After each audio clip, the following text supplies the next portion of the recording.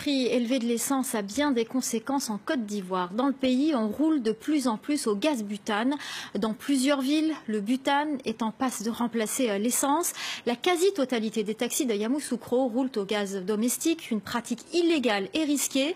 Des explosions et des incendies sont régulièrement à déplorer. Reportage de notre correspondant Thaïs Brook.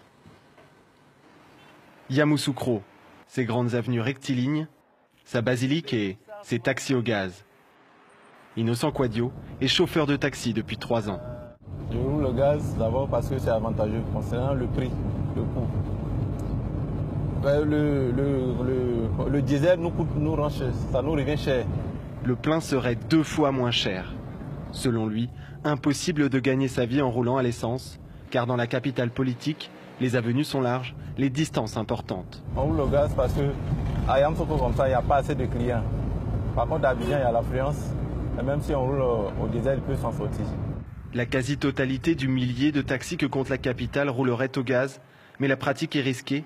Des explosions et incendies sont régulièrement à déplorer. Les clients ne sont pas toujours rassurés.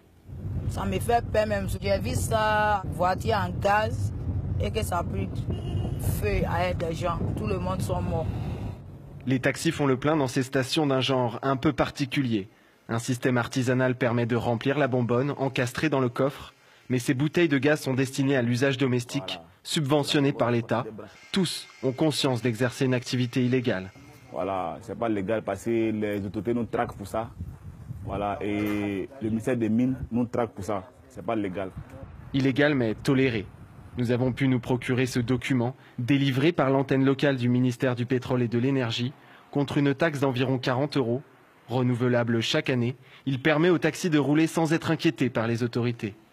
Le ministère assure ne pas avoir connaissance ni de ce document, ni de cette taxe et soupçonne une corruption de certains de ses agents. Ils promettent d'ouvrir une enquête dès la semaine prochaine.